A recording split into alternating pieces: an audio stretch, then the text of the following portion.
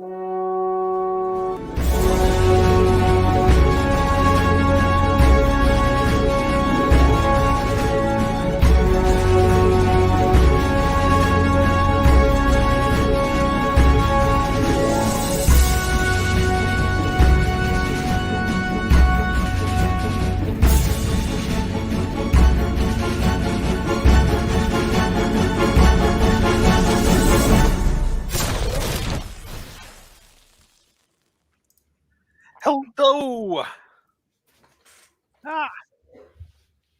There he is. There he is. We're live.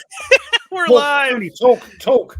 I'm here. All of a sudden, I got other music playing in my background, and I was like, "Oh, I forgot to cut that off." So, hey, how's it going? It's Saturday. It's our usual time. It's 4:00 and good time, not whatever they have over there. Proper British time is proper British time. Was it 9:00 there? Yes. So everything's going. It's been a rough week. If some of you know, some of you may know, some of you may know, but unfortunately I lost my sister on Thursday officially. She passed away. She had a emergency heart condition, and all of a sudden she had passed. So it's been a little rough week, but all the outpouring I've had from everybody in the community has been almost too much, as I was saying earlier. So I appreciate all the heartfelt welcome, all the prayers that I've gotten, all the good thoughts. So I just wanted to thank you guys. Thank everybody, Ruff and Jester. Thank you guys for the support that you've given me. But I was like, we've got to do this. I need a break. I need, I need some laughing and some giggling and some stupidity, some ranting, maybe a little bit. I don't know, but I'm just looking forward to hanging out with my buds and having fun and everything like that. So I did get to break my mind from everything going on. I did get to play a lot of games. I got to play Landsworth Ridge, which surprised me on how good that was. And it surprised me how quickly it killed me. I at least made it out of the first round. So I made it into the second attack period. So it was good. It was just one of those, all of a sudden I'm like, oh, I just lost, which is typical David Thompson game on that one. And I got to finish my Corsair leader, which was really fun. So Ruff, Jester, how's it going? Good. Yeah. Happy New Year, everyone. Happy New Year. Yeah, it's going good. I finally got my sale stuff in from the GMT sale. Only ordered a couple of bits, some white boxes, 3-inch white boxes, which I was saying in the green room before we come on live that I wish I'd ordered 20 of the things. You know, the time I put bits in them, they're full up. A couple of mounted maps and all that, and 20 counter trays will last me for this year. I also got MBT, the Canadians expansion, and because of the moaning I was getting from Mike Butterjelly saying, "Oh, it's great, you can play it solo." Yeah, I've got it. So there we are. Yeah. But that's all I got. That's all I got. So yeah, I think mine was pretty light on that. Jester, you've been pretty busy putting out shows. You played a game about whiskey, which I can always get behind. A game about making whiskey. I was going to say you probably will be purchasing this game. It's called Distilled, and it's a very good resource management kind of game. Very similar-ish to Wingspan, which is the game I'm currently playing. Yep. So yeah, it's again, condolences, Tony. I know we talked in the green room, but it's gonna be hard and everything. But hopefully, we can just take your mind off of things for a little while today and talk about all the good stuff in life. So and the number one thing in life is to have fun and enjoy it. And so that's what we do while we play games. And so, as you had said, I'm sure your sister, knowing how much you love playing games, would want the show to go on. She was a big game. I almost bought Scythe because that was the last game we played together back in July. So I almost bought Scythe because of that. And I said, okay, let's make sure I'm not doing an emotional purchase on this, because it's got a solo bot to it. But yeah, it was one of those. It was like, oh, should I really be? This is kind of seems like it's an emotional purchase, so maybe I should. Yeah, let the dust Yeah, let settle. the dust settle on. that Oh, one, so, okay, yeah. rough, Mr. Gout. I bought a game because I was having gout. Oh, me? Oh, yeah. That's a purely completely different thing. that was to cheer me up because of the pain. Okay, all right. I do realize I did pick up Cartographers because I saw you and Phoenix Knight playing it, and I was like, "Oh, that looks like a fun little short little game that I could play to kill time and stuff like that." So I did pick up that the other It's day. an awesome, So it's an awesome one for sure. Yeah. Yeah, I did do it. this week for me. I got a few new things in. Nothing. I'm still waiting on my GMT. Yep. I'm sad because I saw Phoenix Knight. yes, He was unboxing a Plum Island Horror, and I'm thinking mine should be here any day. Then I realized, oh wait, it's GMT. It's still going to be another month before I get my stuff. I should still get it in before you. Probably, but I'm looking forward to that. And also, I don't remember where I was going with this story, which is typical. But yeah, thanks for having me. I appreciate it. I'll step out now and come back later. I don't know what I'm thinking. I think it's time for a pill, Jester. Well, let's say hi to the good people. That a lot of people have been saying stuff. So Jeffrey Edwards was here first. Snowy New Jersey. Yep. Definitely. Phoenix Knight, Southeast Wisconsin, supposed to bring snow. Yeah, we're supposed to have snow in the morning here, which will be interesting. Edward Lasso's in. Tim Zales. Hey, Tim. Sunny Tempe, Arizona. Yep, that's nice. This is a nice time to be there if you're going to be someplace. Marco Bricks. He tried to get tickets for PunchCon, but they were already sold out. They went in a week or two. Sorry, Marco. There is a waiting list if you want to try that. Bill Simone, who's Marco is actually on my live stream and Wingspan that I was having just a little bit ago. So helping me along. So thanks, Marco. I appreciate it. Bill's just down the road from me, actually. We've got to get together sometime. Alistair's in Northern California. Good. You've got some of our rain. Good. Yeah.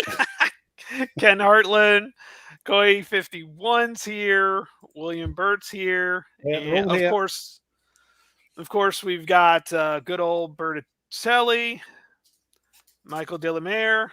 Wow, we got a lot in today. Yeah. We got Richard Kerr. Yeah. Alistair, I'm actually in my study today. I've actually you've got a tree growing out your head. Yeah, I know. I'm trying to move it so it doesn't fit perfectly like this. So I'm trying to make sure I'm to the side of that. That's the one thing about having my desk this way is if it's just right, I've got a tree growing out of my head.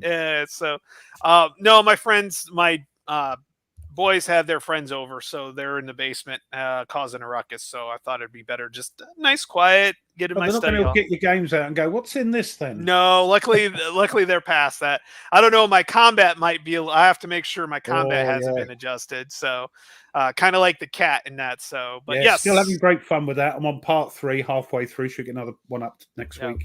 Great. I've actually set up Aces of Valor and started. I haven't recorded. I've been playing it, so make sure I understand how to play it. I really like it so far.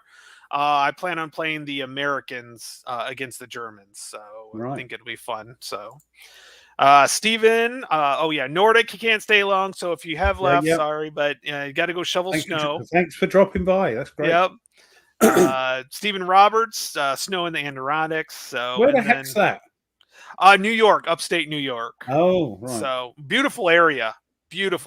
So thanks Bill, thanks Guy, thanks everybody for the heartfelt comments on this. So and everything, it's been rough, so but we're a supportive lot. So yes, like I said, the outpourings almost feels overwhelming at times. So but we should probably mention this for everyone, because we should probably mention it several times.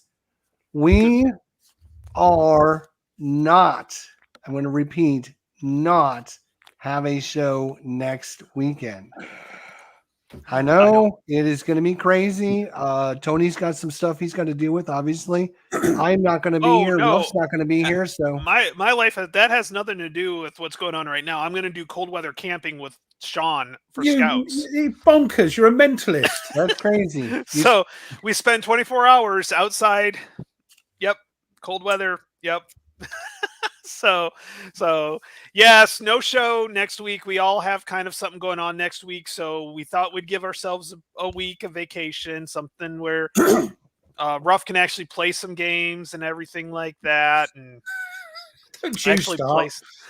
We can actually do something if he's not on the show. So Yeah. That means I'll have to, yes. Well, yeah. No, I'm busy. So I'm going to contact Lock and Load and tell them next weekend would be a good time to have your show. Yeah, that's a good idea. That's a good idea. Hey, Stuka, how's it going? Stuka's in the house. Will GM for Food also showed up as well, by the way. So there's a spelling error in the title, Tony. It's Wargaming. Oh, yeah, that's the I don't think there's an E in it, is there? Yeah, I can never. It doesn't correct me. I tell you what, it was great. I watched Dan's show, and it's good to see. Somebody commented in the comments there. It's good to see me, Andrew, and Mike back on the helium. It was really quite. If you've not watched it, go and watch it. It's quite funny. So that will be on the end of the year show, which will be the 27th, 28th, or the 27th of the show, which will be back on my channel. I think that's the way we're working it out. Yep. And we will we're going to come up 3 with weeks from today. Yes. And we're going to come up with some extra caveats, because I know, Mike, you asked me about that, by the way, and we haven't decided yet on them. I do like some of the ideas that we've been kind of kicking around, so that'll be fun. So I don't have the time. We don't have the time to do a clip show. Mike Butterjelly mentioned last week that it should include something like, something you have to play Wolfpack or something. It has something to do with Wolfpack in the title or something. Yeah, you have to play a game with Wolfpack in the title or something like that. So, yeah. Oh, Alistair's meeting up with Mark. Good. Have fun with that, by the way. Yeah. Keep Mark going. The man's a legend. Yes. God bless him. Yeah. Yes. So, well, tell him we said hi, by the way. Yeah, you can. Yeah, there's plenty of reruns. You can find them on the shows, anything like that. Yeah, so it's going to be weird. We've had 4+ straight years of never missing a show, and now all of a sudden, Ruff decides he can miss every other week now. So for some reason, past look at week, that minus God, 0 law. That's in Celsius too, so that's even cold. Yeah, that's proper temperatures. That's cold. That's when you do the old throw the hot cup of coffee out and it freezes instantly. It freezes. It disperses or whatever it is. It's sort of coffee-colored snow. Yeah, that's proper cold right there. Yeah, that's real cold. Yeah, that's crazy cold for sure. We probably could do at least a 2-hour compilation, because there was a few rants that I think went for a good half an hour. So that might only be a couple. It might not even be worth working on that stuff. So he's excited. Can we play one game before the 27th? If you post it on our Facebook, you got a whole year. There's none of this getting a jump. No, you're gonna have to wait. Yeah, they're not letting me do it either. They're not letting me do it either, Meandering Mike. So I think last year Tony cheated. He got a game in before the show, and I was like, that just left a real sour taste. And we just didn't bother then, did we? We just didn't bother. Me and Ruff were like, screw him. If he's going to cheat, we're not going to play. Yeah. We're not playing. He's cheating. Because I did hit my 10 games, so I'll still be probably videoing combat. Because it's 7 turns, and there's a lot of turns are not short either. You can't. There's no such thing as a short turn in combat. Yeah. So great system, but it is not a short game at all. So with that, no, you'll have 11 months again, or you'll have 12 months, so you'll be able to go all the way till I think we're gonna make this the end of January thing. So you'll have basically from the end of January to the end of January again. So it'll be 12 it's still months. 11 months because it's near the end of January till near the end of January. So yeah. So Ruff, I've got it. I'm waiting for it. I'm waiting for it. Mike Butterjelly's on the warpath tonight. Oh, I know. He's like typical. Right? Yeah. Like typical excuses, right? Get your 10 done, boys. 12 months. It'll be 12 all I'm because we'll saying go to is, the.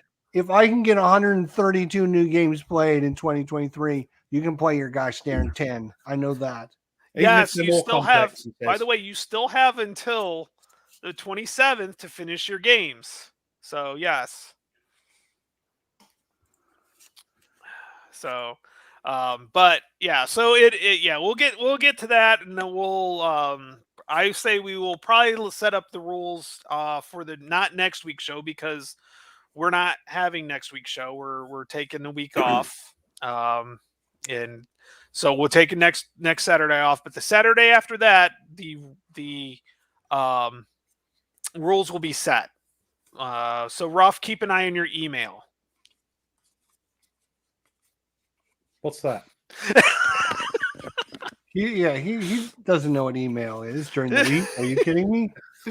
So so we will be doing that. So, but kind of speaking of that, kind of the topic that I was thinking, because it is not really your list, but your 2024 plans for wargaming. So what exactly what do you want to do? This doesn't have to do with your 10 list. Are there any things that you're really looking to do and things along those lines? I've got a few ideas of what I want to do this year, over the year. And I mean, I'm going to have time maybe this year to do a lot. Great subject, Tony.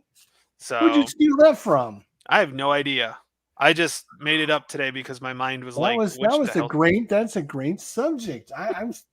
I think I must have mentioned it and you're stealing it or something. It happens. It's gone quiet. That's a great subject. Yeah, I talked about this in my end of 2023 review show, and I said to everyone that watches, and I said, please, for the love of God, come up with some goals for 2024. Yeah. I said, I came up with goals in 2023, and one of my goals was to play 100 brand new games. I would never have done that ever if I wouldn't have put that as a goal. So the only way you're going to reach your goals is to actually write them down. The other thing is write them down, because if you don't, they've actually done statistics of this. If you don't write stuff down, it doesn't settle. It doesn't give you a goal to do. So Ruff, make sure you write down your goals this year. Your games this year. His goal is to play 2 games. So play them well. He may still be playing combat next year this time for all we know. Who knows? He'll be on episode 3 next year. Will GM says my goal is to start a YouTube. Just start. Just do it. There you go. Don't wait. Just start, because I will be honest with you. If you try to wait till you have everything, you learn more once you get started. You're always going to have that first show is going to be bad. That first, video is going to be horrid. I don't know how many times I choose not to look back at my videos because of how horrible. No, I don't. I mean, no, I don't look at the new ones. I can't bear it. Yeah. So I was watching Dave's Gaming Cave today, and he's doing the Save South Vietnam. Yeah. And he's like, "Oh, I made a mistake." And it was like every solitaire game, I always cheat for the AI and not for myself. Mm-hmm. He did the same thing. There is a max number of VC that could be in each area, and he didn't read that correctly. So all this time he's kind of been fighting huge numbers of VC. Like a max would be like 20 or would be like 16, and he'd have like 27 or 30 in there. So he's like, oh, well, I probably would have lost the people elsewhere. So let's just move forward doing this. So, it's one of those things that was like, I feel bad for you. So, well, that's why mine takes so long to come and get published, because I have to review them and correct all the mistakes. If not re-videoing, putting up little comments saying, I shouldn't have done that. But just do it. Just do it. Yeah, it's a good idea. Just knock it out and have fun with it. Have goals. Whatever your goals is, whether it's how many games you're playing, what games you're playing, how you're playing, whatever, just have 3 or 4 goals that you can shoot for. so that you have, and like Tony said, write them down, do a video. Like if you do a video, like Mhm. it's out there, and then people are going to know what you said your goals are. And if you don't meet them, you got nobody to look to but yourself, because you're like, I did say that, didn't I? Yeah, and also, if you're doing your YouTube channel, you can always do one and then publish it privately, so you can see how it looks if it goes live. And if you're not happy with it, you don't make it public and try again. That's a little trick I learned. Camp. Me and Camp did finish our scenario of Panzer Grenadier, which was kind of cool. We drew, so that was kind of cool. Neither one of us You should have done it live, because then we could flood the YouTube channels. Dad versus Son is doing Panzer Grenadier. You were doing Panzer Grenadier. We've done a bit this year or last year. We should flood it. Yes. Well, we wanted to play around first to make sure we kind of worked together, played well together. So next time we set up a scenario or something, we'll definitely probably either live stream or record it. I think live streaming it would be fun, because then I think getting people in watching and commenting is always a good time. Yeah. I seem to really enjoy playing against somebody if we're videoing it, if it's live, because then you love all the little banter back and forth and stuff like that. So. Well, what we've got to have a chat about for next year's games, Tony, is if we can sort of match up and pair up, we can play, play them live. You can teach me. Well, I'll tell you what. The one game that I want to play, and I've got it, is the musket and pike dual pack. How queer! I'm reading the rules at the moment. That could probably work as our next game, because I really do want to play it. It looks really interesting. It's like that next step up from Men of Iron. It's in between Men of Iron and Great Battles of History. I think there's similarities. Yeah. Well, I want to see, because I want to see if I need to buy the collection or not. Oh, you haven't got the game? I've got that game because I got it cheap, but I haven't got any of the other ones, and I know there's new ones there. I know they're repackaging a lot of them and stuff like that. So it won't be for a while, because that was the latest one. Yes, which is fine, because then I can get in. There's 8-10 battles in that one. Yeah, there's a few. There's more of the English Civil War than there is of the Swedish. Yes. Is it 30-year war? Yes. Yeah, that's a good. This is a good one, Edward. To take a picture of every board game he plays, so you can count them at the end of the year. What he should do is take a picture of it and put it on the Tack Up Facebook page. Then there's a record for everybody to see. Oh yeah. So one of the things me and Camp did, it was such a good scenario and good game, but he had the best lieutenant. He had, I think it was a 10-1-1 lieutenant. And he kept breaking morale. He kept getting disrupted. It was hilarious. He's just like, we were in close combat. What is it? Melee, assault. We were in assault. Yes. And he literally was like, that was the one guy that was breaking, was the 10-1-1 or 9-1-1, whatever it was. It was a good lieutenant, and he just kept breaking. That was really good. Not that good. But not that, obviously. Tony, I shared my screen with you. Okay. If you need a second. So I talked about this several years ago, that if you input your stuff into Board Game Geek, you can actually go in and check out, as long as you log all your plays, like I did last year, you can go in and you can check every game you played, when you played it, the date, and everything. So one of your goals could be to input all your stuff into Board Game Geek, all your different games, and then also record every time you do something. So, and then the second thing is, we kind of talked about this last week, but not all the way, was on the new GMT newsletter. They actually have the back cover of a game that looks pretty interesting. We might want to get sometime. This is for Wolfpack. They have the back cover of the box. We didn't cover this, did we? Okay. Nope. And the last thing I want to share with you guys, because I'm in a sharing mood, because, that's what I do, is just below that, you can see that they released GMT's holiday gift to us was actually a CDG system for maneuver. So you can come down here, click on the maneuver. Oops, that's the actual part, but you can download a printable copy right here if you click on the right link. And there it is in all of its glory. So if you are playing Maneuver like myself, you can get a free CDG copy of the Maneuver system. So I would highly recommend you get it if you have Maneuver, if you're one of the few people in the world that have it. Anyways, thank you. You're welcome. Marco says he only owns 9 war games, so his aim is to at least double that. That's not that hard to do. No, it's not. I would just wait outside Ruff's door when he's not around. His wife will be more than happy to let you in and take whatever you want.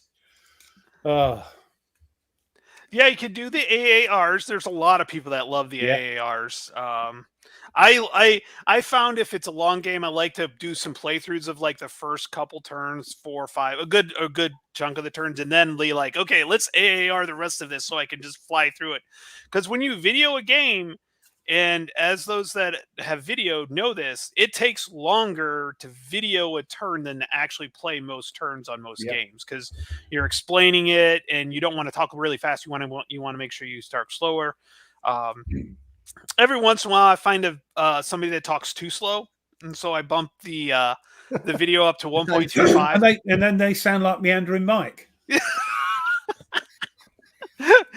Well, 1.25 is not bad. I do that for Dan's show, by the way. I do that for Dan's show. Oh, don't do it on the one this week's one, because you won't be able to understand Mike. It'll be outside the human hearing range. It'll be so high.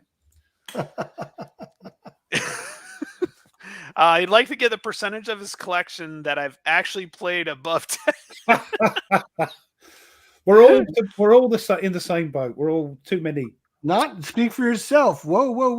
No, war games. You're in. I'm not in your boat. No, I certainly don't play. What's it called? Ticket to Ride. So I'm talking games, war games. I play the games that I have. My I think I'm probably at about. I need to check it, but I'm at probably at like 50 to 60% of the games that I actually own. I've played. That should be a subject line. Is what percentage? Okay. The games you own, you played. Yeah.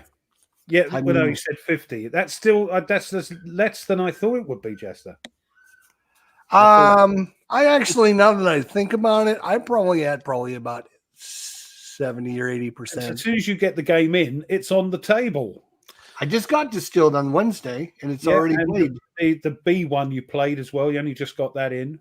Mm-hmm. Yeah, Space Bees, whatever it's Apiary. called. By the way, Bill wants us to start speaking at 1.75. If we could. we can get twice as much showing if we talk faster, or it'd be over 3/4 of this. In half the time. Not quite half the time, but yeah. I can't. I did hear that we're having problems, Ruff, on the internet. Oh, sorry. So, yeah. Sorry. Cheers.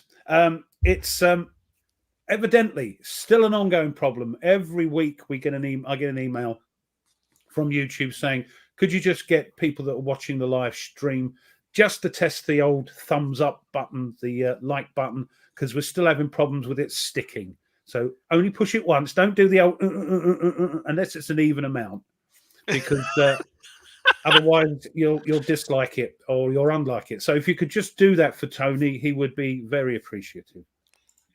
Very good. Very good. No, thank you. Very well done.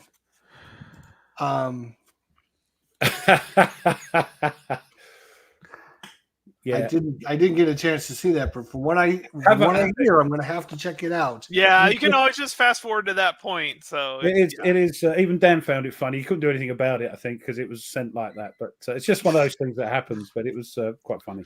Well, what's funny is my master's class. A lot of times they have YouTube videos for the lectures, and I'm like, this is so boring. I'm like 1.5, and I'm like, oh. This works out great. So I listen to lectures at 1.5 speed, and actually it works out pretty good. I've been pretty happy with that. So that's when I'm like, if I find a YouTuber and there's one that's slow, and I'd rather have them too slow than too fast. you know, because you can speed it up if you want to. And it's his own games that he plays, so I'm not too upset about it. It's Black Cat. He does a lot of the solitaire narrative games, and then he shows them on his channel and plays them so you can see how they play, which is really cool. Most of his games are on the War Game Vault. I recommend them, actually. They are very, very cool. I've not seen that. Yeah, Channel. it's Black Cat. It's Black Cat Games. Yeah. Yeah. I'll pull it up and I'll show you them. But they're like he does like a Huey rescue, Vietnam rescue. He's got Iron Coffins, which is a sub game, which is a little bit more detailed, than like the Hunters, but still kind of that same narrative type game. He's got some pirate games. Matter of fact, one of the pirate games he has is actually being produced by Compass now. So, right. Yeah, so he's got some pretty cool stuff. I'll bring it up during my section. I'll show it off because I'm looking to actually get a couple of them because of the narrative style and how much fun they look and everything. Have you talking about? I know it's not a print and play. It just reminded me about new games. David Thompson's new game. It's an espionage cooperative game set during World War II. And I'm thinking, I've not seen that. I've not seen it either. Yeah, no. Who's intriguing? Who's I think it's publishing it? The guys that did Osprey. Okay, yeah. So that looks really interesting. Sort of co-op, but it's 1 to 4, I think. Yeah. Apparently, from what I hear, he wakes up at like 4 a.m. to do his game design or something like that. It's insane. He's another mentalist. You know, it's just bonkers. Yes. Yeah. Thank goodness. It's very.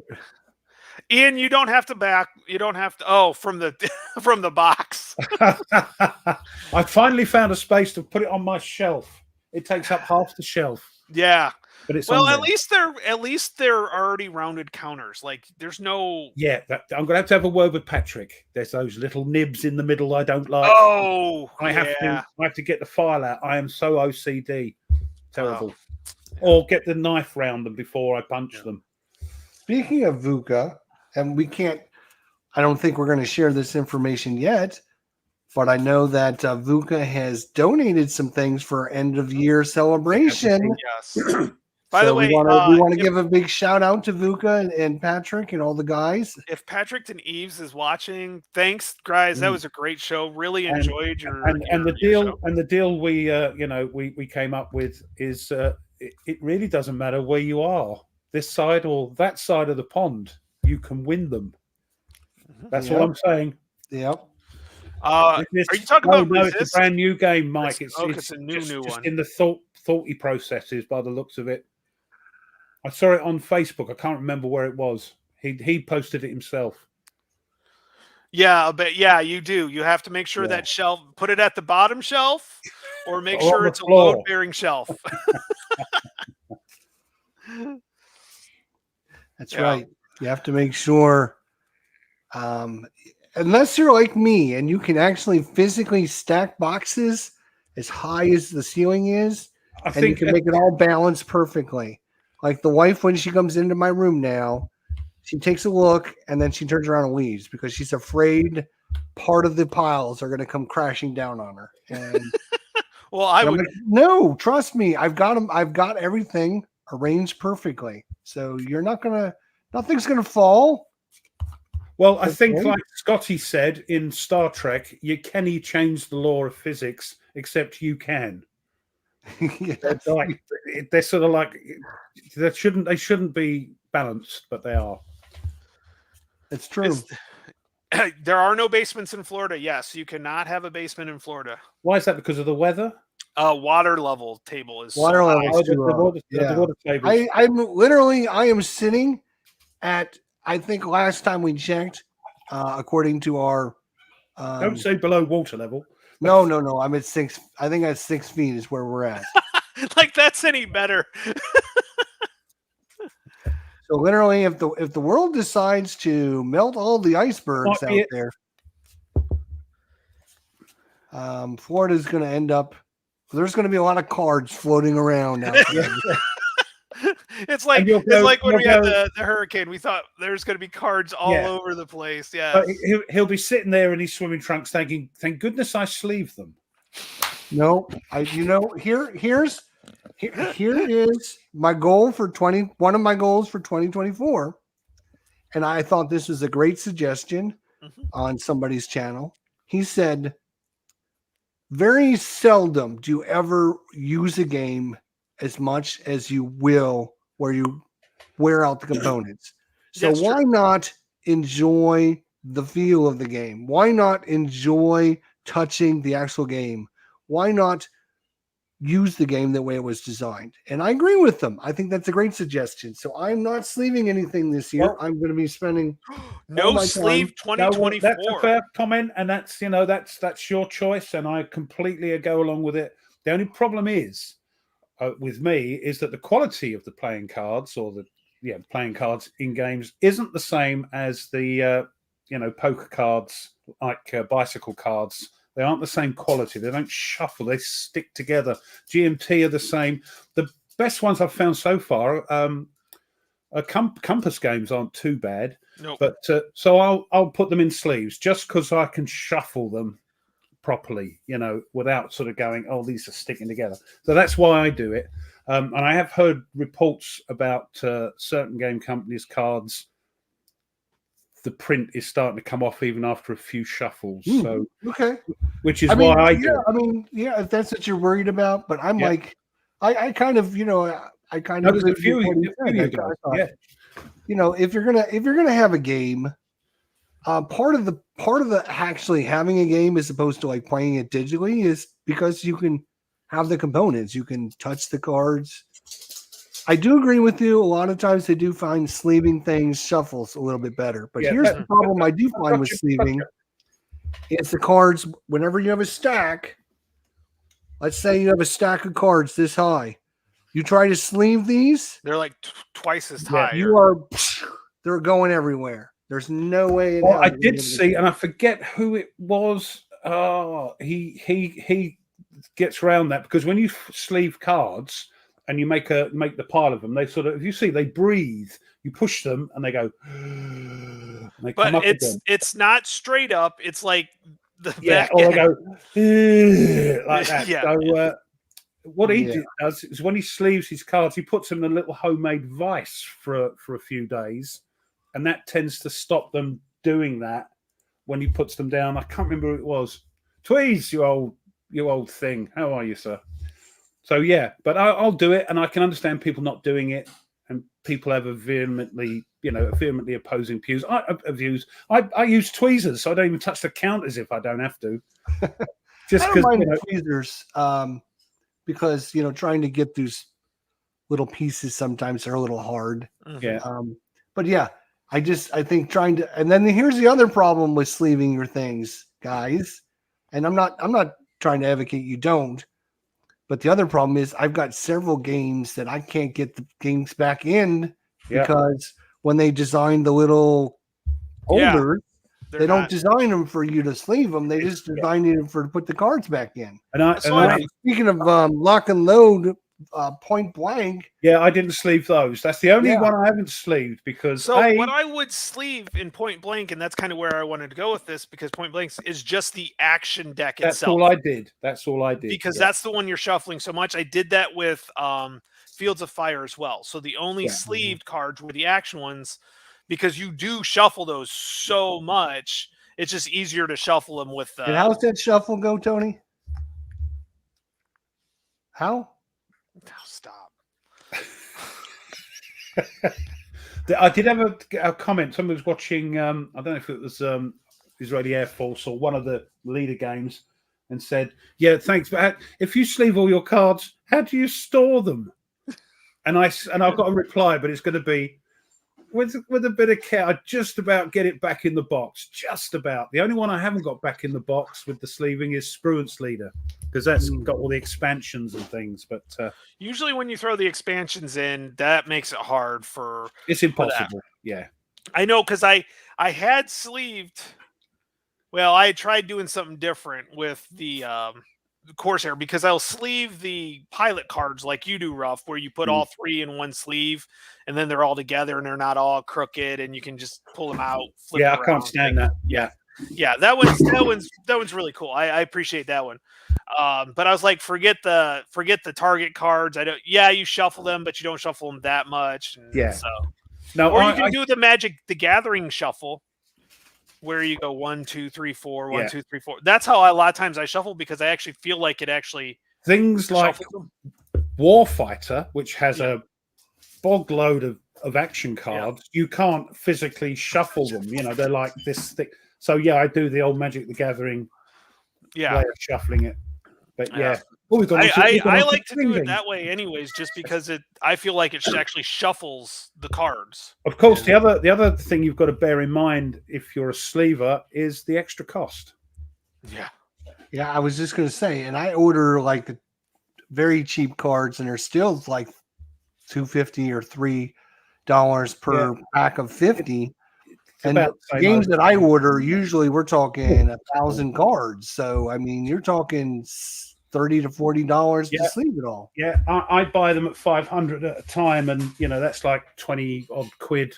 You know, 25 quid with postage. So yeah, but it's something I have to do. So I just blob my wine everywhere. It's gets to the point where two or three boxes for Sprue and Sleater and 3 boxes for Stuka and the expansions. Yeah. It gets to the point where I've taken all my sleeves off of Marvel Legendary because I don't play it that often, and I figured I've got thousands of cards, and so I put them on my Marvel Champions, and I still don't have enough to cover all the Marvel Champions. So I would literally have to buy a whole nother set just to put it on my. I'm like, no. That's another reason I sleeve with the cost of games. Why not? You know, if a game's expensive, you want to make sure. Here's why not. How many games have you sold? Huh? How many games have you sold? None. Never. So what difference does it make if it's worth $1,000 or 50 cents? You've sold 0. You're never going to make any money on it. If I play my game and I'm playing it, and it's just something I do. Call it a British way of thinking. But I know what Phoenix is saying. Because they're not cheap.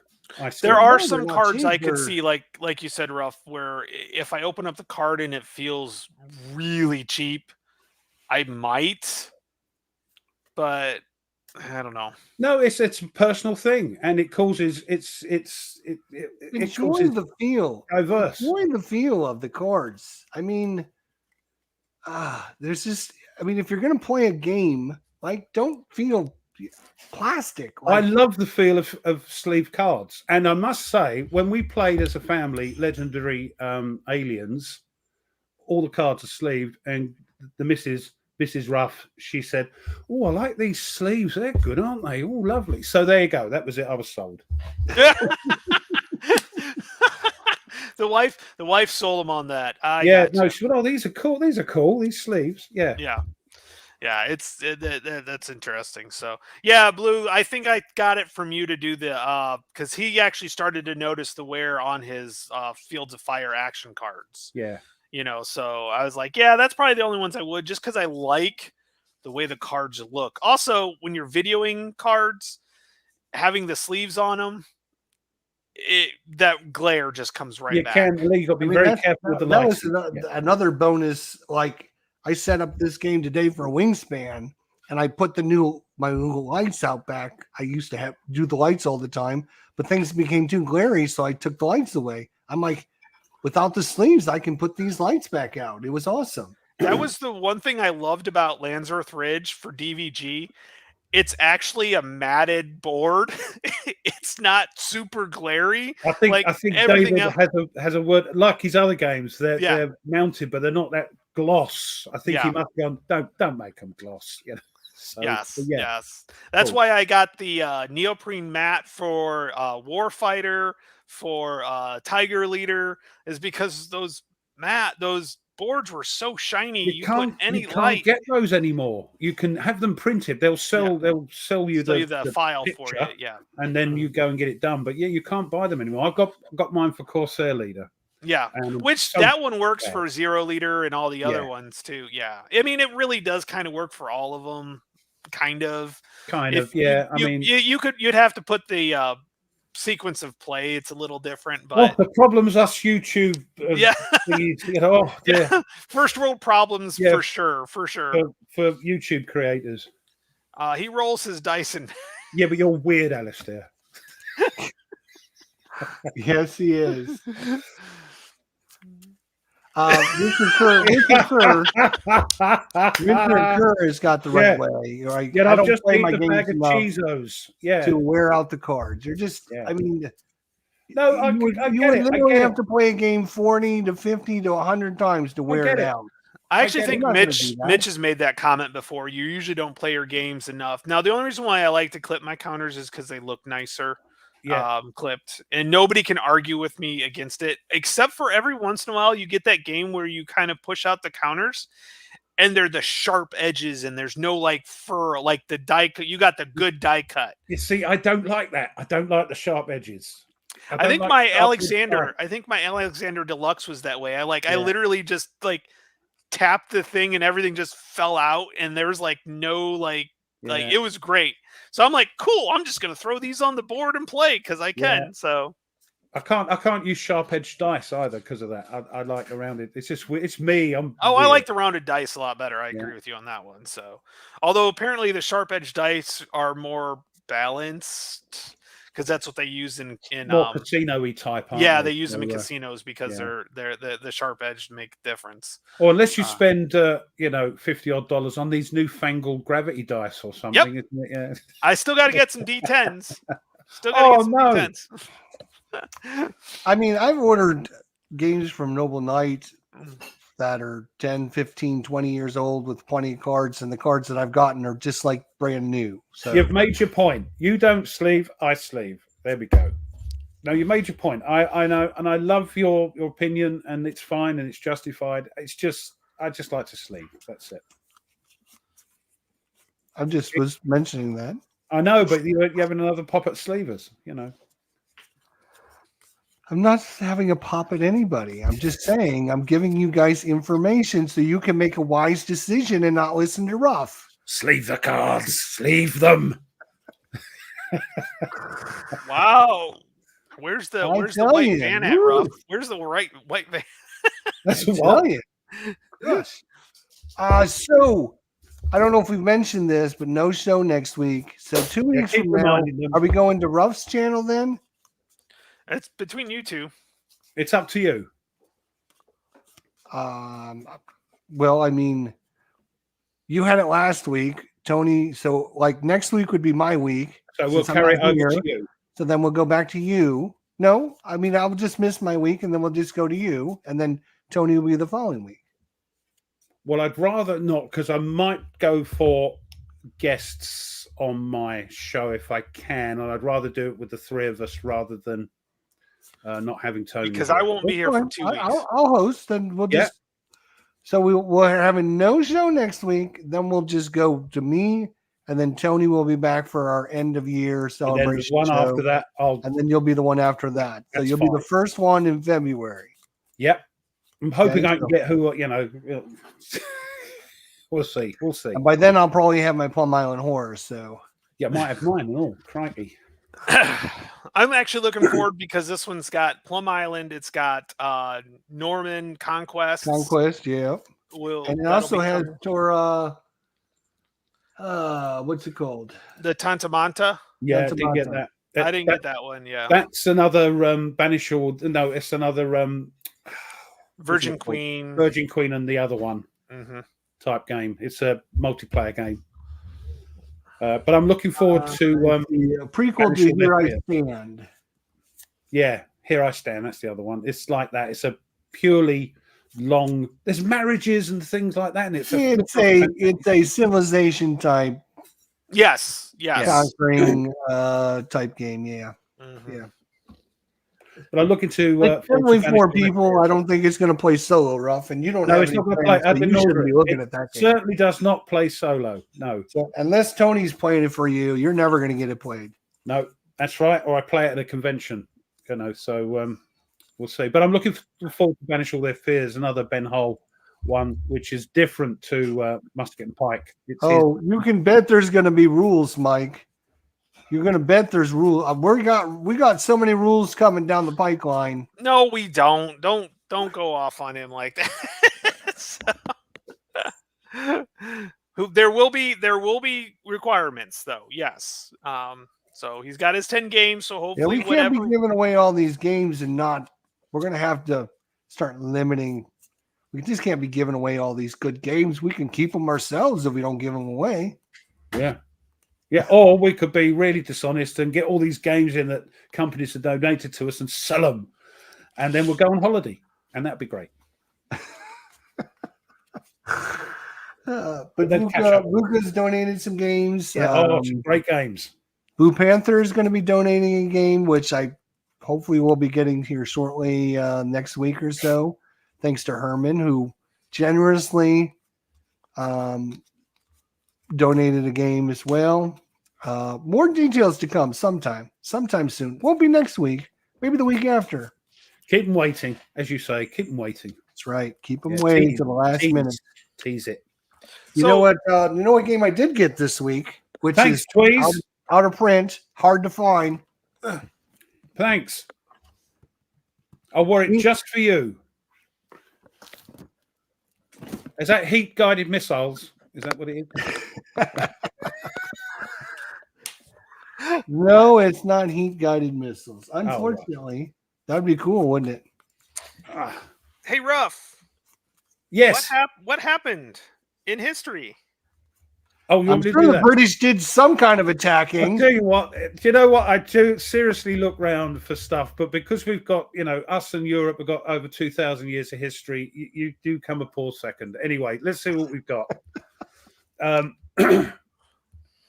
6th of January, 1066. The coronation of Harold II, the last Anglo-Saxon king of England, succeeding Edward the Confessor. He reigned for 10 months before he died at the Battle of Hastings. Warning that, watch that archer, he'll take somebody's eye out. Fighting the Norman invaders led by William the Conqueror. Harold was the first of only 3 kings of England to have died in battle, the other 2 being Richard I and Richard III. 1781. Now, you may know, if Second World War, that the only part of Britain that was invaded was the Channel Islands. But it's not the first time they've tried to be taken over. In 1781, in the Battle of Jersey, the British defeat the last attempt by France to invade Jersey in the Channel Islands. The Battle of Jersey took place on today, 6th of January 1781, when French forces during the Anglo-French War and the American Revolutionary War unsuccessfully invaded the British-ruled island of Jersey to remove the threat it posed to French and American shipping. Jersey provided a base at that time for British privateers. The French expedition was defeated, losing nearly half its force, including its commander, Baron Philippe de Roucourt, who died of wounds sustained in the fighting. The battle is often remembered for the death of the British commander, Major Pearson, and a painting based on his final moments by John Singleton Copley. 1847, Samuel Colt obtains his first contract for the sale of revolver pistols to the United States government. Handsome-looking revolver, I must say. 1900, the Second Boer War. Having already besieged the fortress at Ladysmith, Boer forces attack it, but are driven back by British defenders. And then we scoot forward to World War I, 1916. The British government introduced conscription to replace the many thousands killed in the trenches in France. Before that time, believe it or not, it was purely volunteers signing up. And then by 1916, they thought we're running out of men. We've got to force people or force men to join the army. Also in 1916, the German submarine U-12 departs Zeebrugge. with a Friedrichshafen FF-29 seaplane lashed to her deck in an attempt to use submarines to carry seaplanes within range of England. The seaplane is full. It took off, yeah. It was forced, though, to take off early because of weather. Reconnoiters the coast of Kent and has to fly all the way back to Zeebrugge when bad weather makes returning to U-12 impossible. And as a consequence, it is the only German attempt to operate an aircraft from a submarine.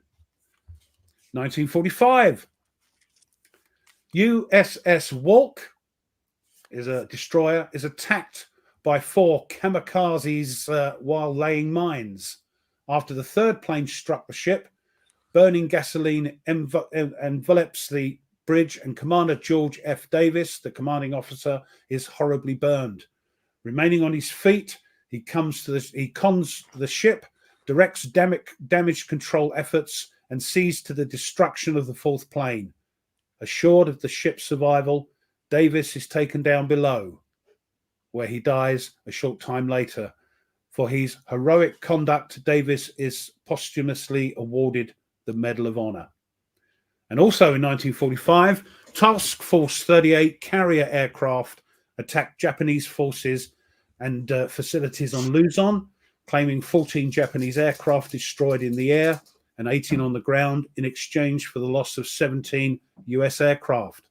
But bad weather prevents them from employing the big blue blanket tactic of maintaining continuous coverage over Japanese airfields to prevent Japanese aircraft from attacking the US invasion force in Lingayen Gulf.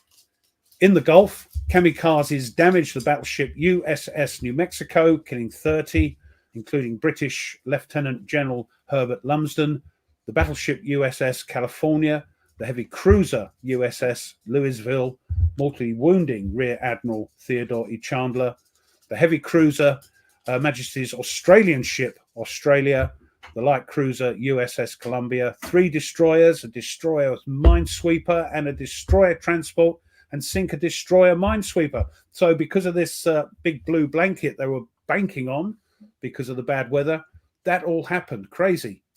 1971, we whiz forward to now, and the United States Marine Corps takes delivery of its first AV-8 Harriers. And consequently, the USMC, the United States Marine Corps, currently operates Harriers still. It's replacing the Harrier 2 jump jet with the F-35B Lightning II jump jet. The Harrier is expected to be retired by 2025. And if I remember correctly, I think the Marines are the only force using the Harrier in the Western world at this moment. There may be some sort of like Middle Eastern countries still using them. Yeah. 2015, this is the last one. The death was announced of D-Day veteran Bernard Jordan, aged 90.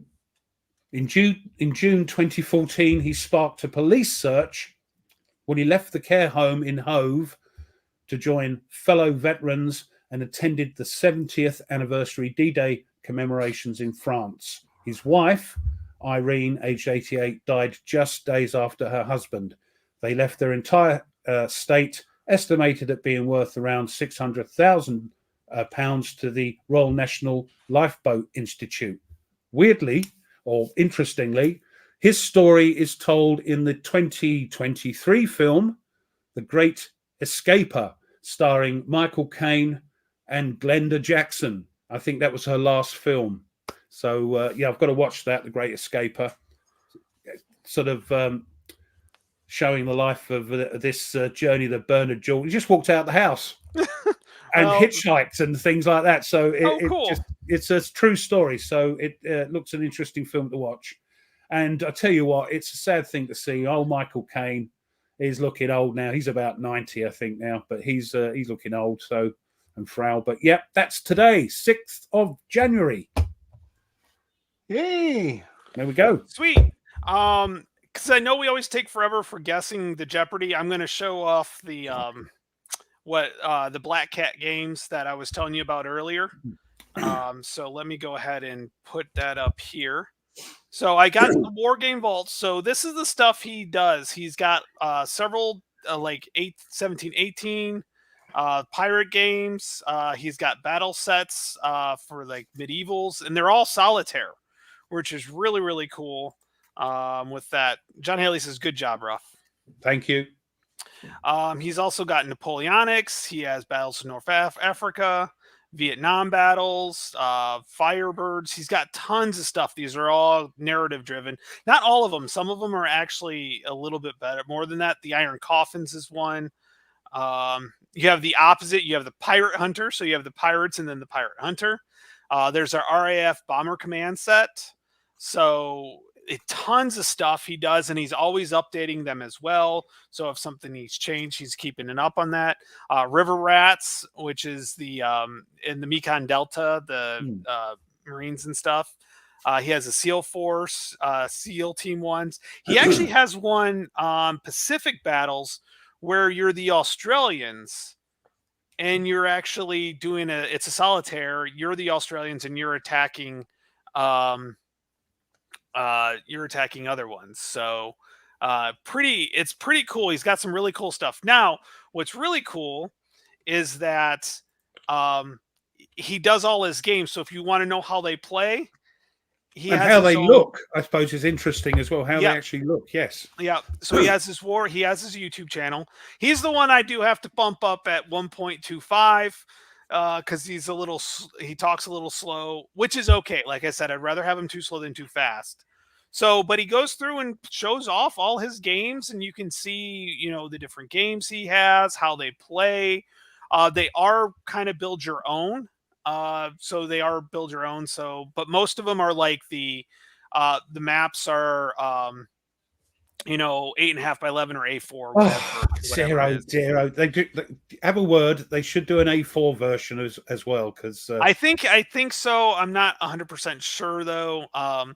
But so like you have medieval battles as well, and again, they look pretty small footprint. Yeah, they're small. Lots of charts as usual with most. With some as well. So, but no, he's really good.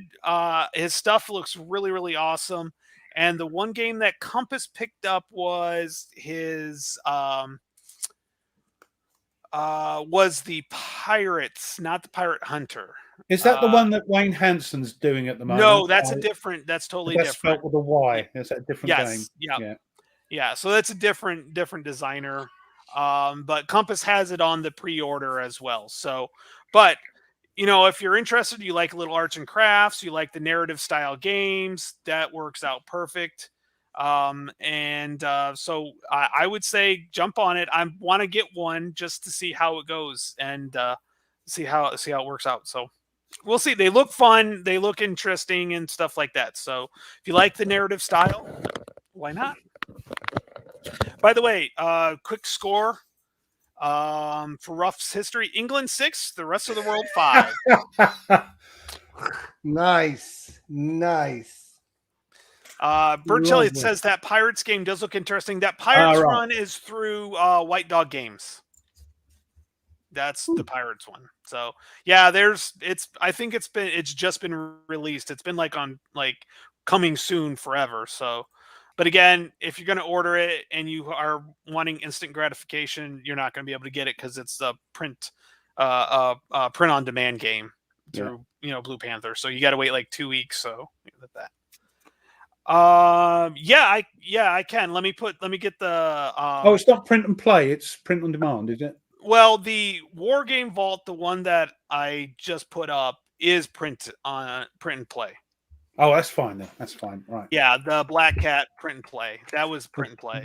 The Blue Panther is the Pirates. The new Pirates one is print on demand, but the one that's the one that Wayne's doing, yeah.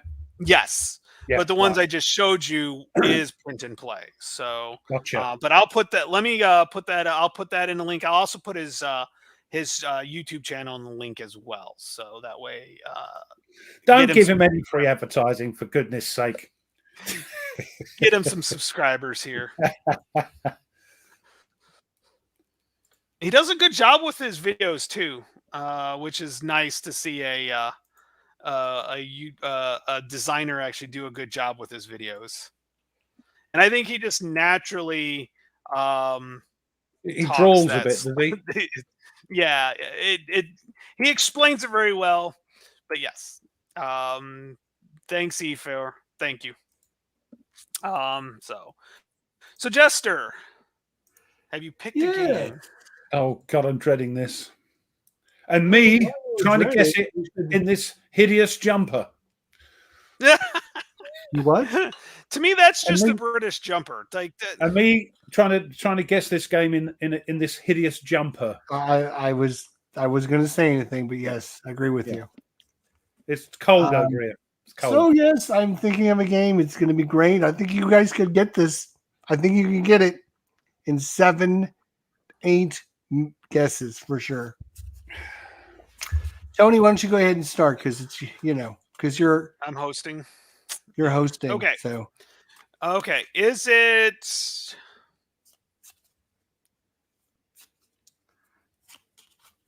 I'm still here.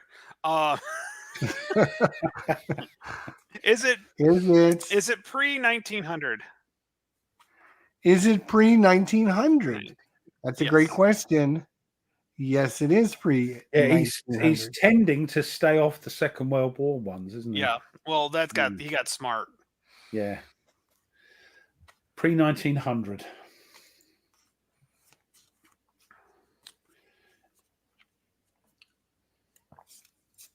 Is it post 1600? Is it post 1600? Yes. So it's after. So it's between. So it could be the Napoleonics, could be 7 Years' War, could be American, could be bloody English Civil War. Should say 17th century. Anyway, let's knock out a.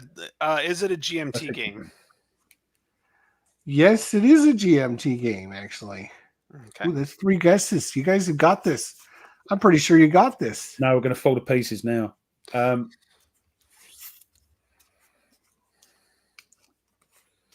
Hey, Ruff, when was the Norman Conquest? It wasn't 1600. Okay, thank you. Even I know that. I don't. That's not my history. It's in every Brit. It's in sort of in the genes 1066. Yeah. Yes. Okay. That's. I was wrong. Yeah. Thank you. Sorry. Yeah. My mind was someplace else. And I did start off my history with 1066 66, and how. yeah. Yeah. Anyway, moving on. Is this set?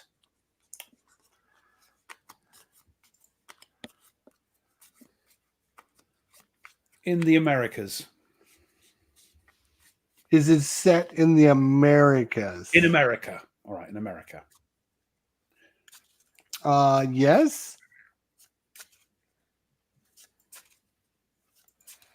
Ooh. So it's not going to be Napoleonic Wars and No. 7 Year Is Wars it American Civil War? Is that a guess or is that a question? No, that's a question. Does it take place during the American Civil War? Sorry, I forgot. There's the Civil War game. There is a GMT game called the American Civil War, which it could have been the answer, right? Tony. The answer. What was the question? No, it is not the American Civil War. Okay. It's not during the American Civil War. It is not during the American Civil War. That's what I was asking. Yeah. Is it set during the dates of the American No, Civil it's War? not set during the American It's Civil like War. walking through treacle tone, isn't it? It's like walking through treacle. Is it then set during the American War of Independence, the American Revolutionary War? Yes, it is. As a matter of fact. Is it a CDG game? Yes, it is a CDG game. Oh, you've lost me now. Is that We the People or For the People? For the people. Is it For the People? No, it's not for the people. Is it Washington War? Is it Washington's War?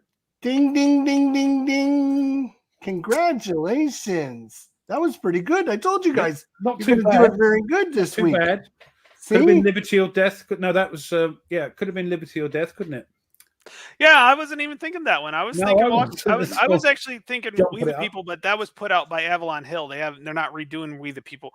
For the People is the American Civil War. I just couldn't remember. Washington's yes, War, yes, which strangely enough is going to be reprinted here coming up shortly. It's at the printers. It's at the printers. Yes. So I'm looking forward to this one. If you all have been waiting like me, patiently waiting for GMT to get off their butts and reprint some of these games, it is coming soon in 2024. Washington's War, a great CDG system based on Britain, which, we love rough. So it's also, all about the Brits today. Isn't there a CDG solo bit for this as well? Yes. I think I've ordered it because of that. Yes. Yes. How many did we get? Edward says 9. That was actually 9. 9, yeah. Not bad, not bad. I believe when we started, I said you're going to get this in 7, 8, or 9. Yep. And you did. Yep. So. Yep. Awesome. I have the solo system, Marco says. Yeah, okay. Yeah, he's got the solo system. Yep. The problem is, it's quite a complex game anyway, isn't it? I think. Washington's War? No. Oh, good. No. It's definitely one of the ones where you could get somebody to play it if they're interested in the revolution but have never played a war game. It's kind of one of those, but you could get a lot out of it even if you've played it before. So it's one of those ones where learning to play the game and learning to play the game are important. Are the two things there? Isn't that with every game we play? Yeah, it's kind of a little chessy because you have those leader tokens that stand up, and so those leaders can move units around. So, you're moving those guys around. Yeah, and then you have political stuff you can gain. You can win multiple ways. There's multiple ways you can have political control and stuff like that. Pardon? Who's it designed by? If I remember right, isn't that Mark Herman? I believe so. Yeah, you still got it up, don't you? Mark Herman. Mark Herman. That's what I thought it was, a Mark Herman game. Yeah, right. Yeah. Right. So great game, great CDG. I love my CVGs, as you guys know. But I like them a bit more. I'm liking them now that you're fighting the CDG solos. Yes. Yep. Thanks, Stuka. I know he's been in the chat. Thank you. You're costing me money again. me in this hideous jumper. See, to me, that's just like a British jumper. Like, that's not hideous. That's just that's tweeds. That's tweeds. That's what I have to put up with. Yeah. So, did he talk about your jumper? He did. Hideous jumper. He said he called it a hideous jumper. He's like, what are you doing with wearing that hideous jumper? Something like that. That's too funny. Oh my God. Yeah, it's not funny. Oh my God. That's too funny. God. So yeah, I don't know if we mentioned this, but we're not here next week. Yep. We're giving everyone a week off. I will be winter camping with Sean, and we'll be doing some. Luckily, as a leader, I don't have to build my own shelter. I can just get a tent, put a tent up. This is why kids grow up. This is why kids grow up and hate their fathers. Yeah, I did. Sean's looking forward to it. Is he? God, mentalist pair of you. I do want to mention this, which is not quite wargaming, but it is gaming. Okay. The reason, I won't be here next week because my daughter and her husband are coming down to visit. They're going to be here for the weekend, so we only have Friday, Saturday, and Sunday with them. And one of the games I'm planning on playing with them is this game right here. If you don't know about this game, I would highly recommend you check this game out. It's a great family game. They don't have to be board gamers. They don't have to be anything. You can put this on the table if you got 3 or 4 people, and you guys are going to have a great time playing this game. So the basics is there's been a murder out there. And what you're trying to do is one person is the ghost, and you're trying to lead the other investigators to find out who the murderer was. And what you have to do is assign different photos and pictures to each of them to help them try to figure out who the murderer is. It's a great game. I would highly recommend. We're going to try and play it next weekend with my daughter and her husband. But I thought I would mention it for you guys if you're family and you want to play something with your family. I know, Ruff, you play with your wife. Yeah. Pick this up. You guys are going to have a blast. Trying to get the boy playing. Is it replayability is good on it? I assume then. Great replayability because it's always different because it's you randomly assign who the murderer is. It's kind of like you ever play Clue back in the day. Cluedo. You have to guess who did it, where they did it, and what weapon they did it with. Yeah. Okay, that's kind of the same thing, but this is like taking Clue to the next level because one player is the ghost and you can't speak. Oh, right. All you can do is give them. I can't play that game then. Yeah, no, Tony, you just. It's a bit like Captain Lavender in the toilet with the plunger. Yes. Although I don't remember the plunger or the toilet being in a room, but or it's Captain kind of Lavender. like that. But everyone's assigned. Tony is assigned a group of people, and Ruff is assigned a group of people, and so you're trying to get them to guess the person, the place, and the thing, and then at the very end, only one of those groups is the actual one. So what you're saying is it's sort of updated and vamped up Cluedo, as we call it over here. Very, very like Clue on steroids. It's very, like I said, very interactive because I might give you just a random thing, and you got to try to figure out how that relates to like all the little pictures on the table. Like, well, how is this? Like, if I give you just a ship on an ocean, you're going to be like, well, what does the ship on the ocean got to do with any of these characters out here? So, I worry about that too. I don't know what you're talking about. It's a art game, and then you kind of describe it and what it looks like and kind of matching it. Yeah, it's. I see. Yes, we call it something completely different over here. Yeah. So it's I get that. That could be funny on that one for sure. So as we were kind of talking before, our bits there, we're looking at goals for 2024. Like, what are your goals? Well, let me start off by, first of all, one of the things I want to do is I want to play games that I have already played once, that I've already put on my channel once. I want to play them for a second time because I feel like as YouTubers, we're always about the next biggest thing, the new. And we play it once and then kind of put it on the shelf.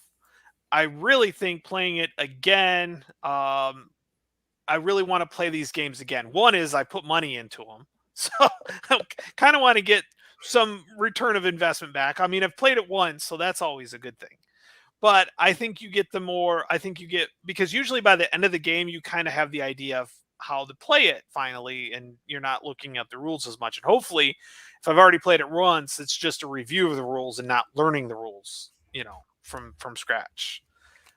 So I'm thinking that way we get to that whole, I want to learn to play the game and then learn to play the game. So absolutely similar to what I was thinking, but yeah. Absolutely. I think goals are going to be important for 2024. It's going to be important for everyone to get more organized. One of my goals is, since we're talking about it, for 2024, one of my goals for 2023 is to get more organized. One of my goals for 2024 is to get even more organized.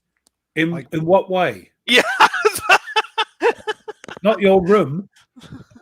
Not my room, no, but in like structured with reviews. I'm now doing reviews. So that means I have to every week dedicated time to doing my review show. And also that means when I'm playing through the game, I'm going to have to remember what I'm doing and all that information. So coming up with a structured time to do things like, if I'm going to play a certain game in a certain time, like our show, everyone knows Saturday at 4:00. Oh, shoot, the War Room's on, right? So getting structured, more structured. Except for next week. Yeah, not next week. No. So I mean, that's one of my goals is to get more structured. But my other thing is, if you look at what I've already done in 2024, and this is to piggyback in what Tony said, is to actually 2023 for me was all about one and done. Like I played 132 brand new games, which means you play it, you put it away, you get the next one out, or you're never getting 132 games. So my goal in 2024 is to play a game more than once. I played Apiary 3 times. I played Russian Railroads twice already. I played the other game a couple times. I'm planning on playing Wingspan a couple times. So picking up back up what Tony said, when you play it one time and put it away, you just don't get the money investment out of it. I've got the reason Russian Railroads is here is because that box costs $95 for that box. And I played it one time, which means I've spent $95 on one play, and it just doesn't make sense to do that. Yeah. So I'm like, I should play this like 10 times to make it worth my investment. So I am going through my collection and going, you cost a lot of money. I don't play you. I'm playing you now. Boom. And weirdly, I have a similar sort of thing, but in so much as not doing what Patrick does and play the games over and over, play the same, 3 or 4 games over and over, but maybe to have a session where I revisit a game again and again, maybe like Panzer Grenadier or some other game, where every so often I'll play that because because I love it. Whatever it might be, Panzer Grenadier, or it might be something, it might be Lock and Load, Nations at War, or something like that I keep coming back to and playing different scenarios. I mentioned Panzer Grenadier because, as you know now, we've all got tons of stuff for it, so we're never going to get through it. So I thought maybe chip away at some of that sort of thing, and then every so often have a Panzer Grenadier day, and just play that, and maybe not every week, but maybe once every month or so, playing Panzer Grenadier. So not only that, you get to know the game, and we do love it. So yeah, that's something. Another thing I want to do while I've got the mic is how much I enjoy playing live with you guys and other people. So yeah, I want to do a bit more of that. It's great fun. So I want to make sure I do that. And the other thing is, before I let go, is that this year I'm going to really try. I'm going to put a lot of thought into my 10 games to play for this year to see if I can actually get near the magic number. And Warfighter. Well, no. It'd be Warfighter Europe, Warfighter Pacific, Warfighter Fantasy. Yeah, I'm not going to do that. I'm going to play games because, as you said, we're all talking about investments and how much the games cost and how much little we play them. I've got a ton of games that I haven't played. So I'd like to, rather than the new stuff coming in, because we all like to show the new stuff off and play the new stuff because it gets us clicks and all that sort of thing. But I want to play some of the games that are just sitting there going, play me, please. So that's my list is going to be games that I've had for a while that I haven't actually played yet. Although there might be a couple of newer ones on it just because I want to play them. So yeah. No, definitely. Yeah. I've been thinking about getting Field to Fire. I'm waiting for the deluxe part to come back out so I can get a physical rule book. Because I do want to get. I had so much fun with that when I played it. Yes, it was a brain burner, but I really enjoyed it. Might be on my list. And Ruff doesn't want to show off his stop sign counters. No, I'm waiting. No, that was the first game I ever got. Yeah, was Field to Fire. I played it, but then I thought, they're clipping these. So out come the toenail clippers. Clip, clip, clip, clip, clip. And I thought, they look okay. Then I saw proper clipped ones, and I thought, no, I can't show them. They'll take the mickey out of me like my jumper. But you never got rid of that game either, so no. No, I do play it. Well, I did. Alistair has a question for you, Jester. The games that you I will be.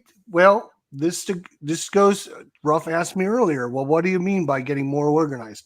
What I mean by more organized is I'm going to be giving 2024 goals again. Goals, people. One of my goals is to give games that I don't like a second or third chance. And if they don't pass it the second or third time, they're leaving the collection. Rough. I know. Hang on. I know. And I watched the thing and Gloom of Guildford and all that. Guildford, you're just not your thing. And I understand, Not for me. I understand that completely. So, like Gloom of Guildford, Shadows of Guildford, they're already on the cutting block. Yeah. So those two will be leaving the collection. At least you gave them a good go, and that's right. And that's what I thought. I mean, when you play a game once or twice, maybe you're in a bad mood, maybe something happened in your family, you're just not in the mood, whatever. So try it again with a clear mind. Give yourself another go at it. Maybe you'll see something that you just like. There are games that I played the first time and hated. Twilight Imperium, didn't like it at all.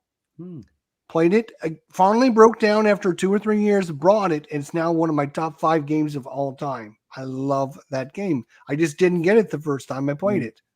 So there's going to be hidden gems that you're going to fall in love with, but you have to give them a second or third try. So I'm doing that in 2024. That's the weird thing. I mean, I love Shadows of Guildford. I've got the mat and everything, and I love it. When you get it out, it looks so good, but it's horses for courses, isn't it? It's one person's meat is another person's poison. And but what I liked is the fact you gave it another go. Oh, look at that! American Tank Case is on the cutting block for Phoenix Knight. Yeah. You've given it, and Phoenix has given it a couple of goes. So I think he's going to send it to me because I don't know that. Pretty sure. Pretty sure he's going to send it to me. Did he? Oh, I don't remember him saying that. But anyway. We appreciate that, Groucho. All right. There's somebody that knows what they're doing. That's what it's all about. If you haven't done so, by the way, I don't know how many peeps are watching us at the moment. We've got 53 people watching us. So if those 53 people who haven't clicked the thumbs up could click the thumbs up, Tony will love you forever. So please do that. Thank you. Absolutely. We want Gareth wants us to get back into the I want Gareth, to too. Gareth, I'm glad you're here, Gareth, because I think you're going to PunchCon. I've looked all around for this newsletter for the link to the games that are being played, so you can put your name down and all that. I can't find it. If you could send me a link to the newsletter or the link to the list, that would be great. And if you want to play Last 100 Yards at PunchCon, we'll have a go at that. Yeah.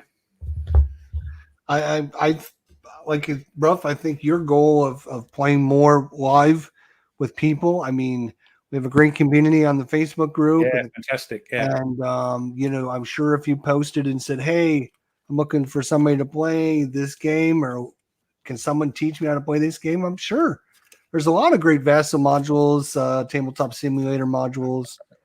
2024 could. I mentioned this a couple times. I'm going to mention it again. I know they don't do a ton of war games, but they do some. Board Game Arena. Board Game Arena. You get all the games for $30 a year. You can play them as much as you want. They have a lot of good war games, not a ton of them, but they have what's it called? Space Empires, 4X. Yep. And they take care of the rules for you too on that. Maybe if us guys and girls start playing more of the war games on there, they'll go, "Ooh, people are playing these war. Maybe we should get some more war games on They here." actually have the unconditional surrender.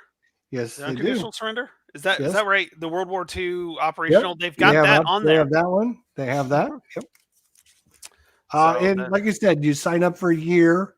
You can do it like month per month. I think it's $5 per month or something like that. Yeah, it's $5 per month. Yeah, that's but I mean, you can just join up for a whole year. It's like, excuse me, $30. They give you a discount, yeah. And yeah, you can play all their games. They have, I would say, a good 20 to 30% have solo modes in them. But the good thing is they have a lot of games on there that have tutorials. So you can learn how to play them. Again, a great resource for people learning how to play games out there that a lot of people don't know about. I would highly recommend it. Vassal is a good resource. Tabletop Simulator is a great resource. our wargaming community is a great resource. They know just about everything out there. So players, like if you're looking for somebody, definitely post and somebody will join you. Board Game Arena takes care of the rules. That's right. Yeah, so that's a good thing. That just, you don't have to worry. And like I said, if you're trying to learn how to play a game, you can go on there. They usually have like tutorials, information. You can learn how to play the game, all kinds of good stuff. That's how I learned how to play PAX Premiere, and it took me a while playing it with solo to figure out exactly how to move things. But once I had the rule book sitting with me, and I watched and slowly did it, I actually learned how to play solitaire, and I was actually able to film it and had a horrible time at it because I lost miserably that time. But hey, it happens. So yes, Rally the Troops is the other one. What are they up to with games wise? Because they keep adding games too. Yeah, they actually have Washington's War. Isn't that a free? That's a free one though. That's isn't a free it? one. Yep. Mm-hmm. Yeah. Yep. And it's got your favorite coin games on there, Ruff. And well, never say no. I mean, I did enjoy our little foray into the British. We do have to get back to doing one of those for sure. Yeah. They're still at where they're at. They have Wilderness War, not Washington's War. They have Wilderness War on. That's what I'm sorry. Yeah, you're right. Yeah. Yeah. But they have the Nevsky. So if you're interested in the Levy and Campaign series, although I did, I was learning Plantagenet with another group, with two other guys, and he's like, yeah, I've been playing Nevsky that I totally forget that I have to remove stuff because the game does it for you automatically. Oh, jeez. So I was like, oh yeah, that makes sense. Yep. But yeah, no, they've got, and they do have Waterloo 20, which is like the campaign 1815. They have the Shores of Tripoli, which is interesting. Yeah. That's kind of on my list.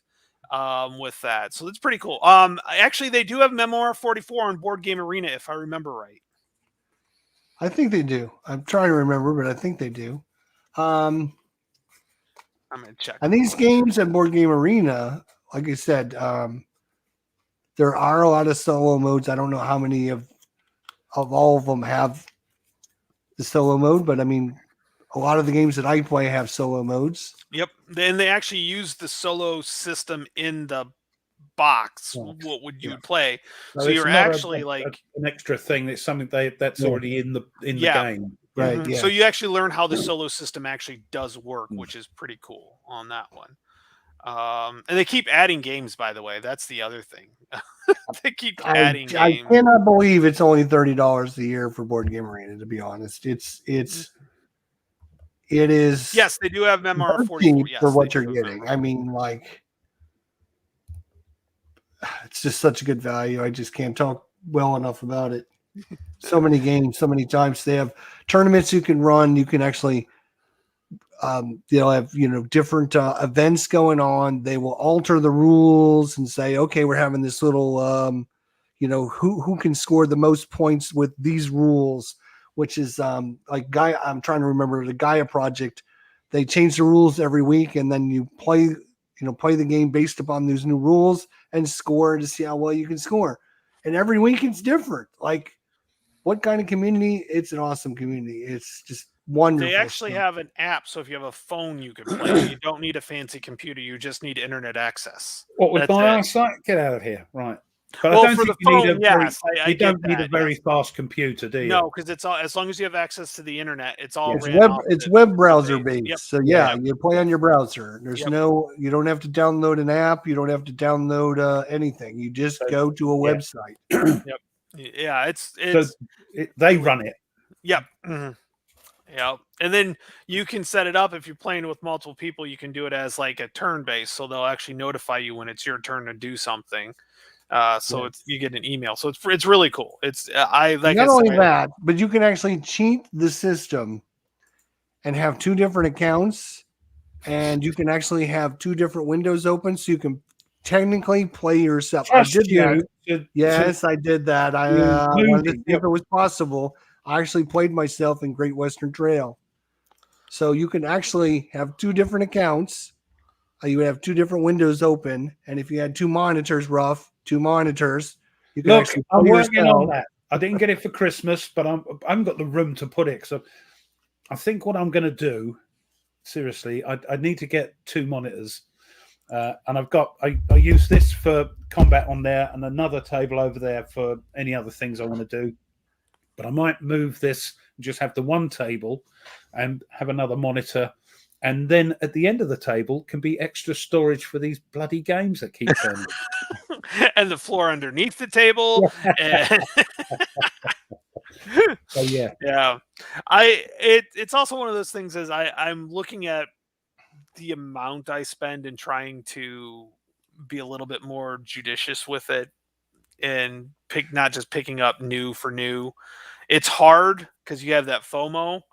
Yeah. But I got so much, and both of you probably agree, you have so much that you literally could play and not even you could play every day for the rest of your life and not get through all the stuff that you currently have. Yeah. Especially if you're talking about Panzer Grenadier. Yeah. Just the number of Yeah. scenarios alone. If we got every game and played 2 or 3 scenarios in the games, then yeah.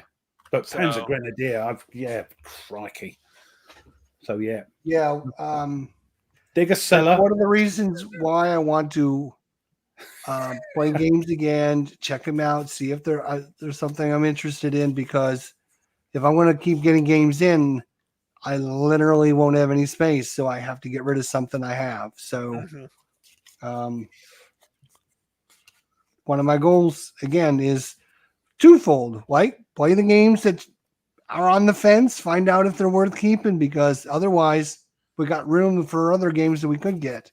I don't know if they mentioned this or not, but the game manufacturers out there, they keep producing games. I know it's hard for you to believe. The swines, yes.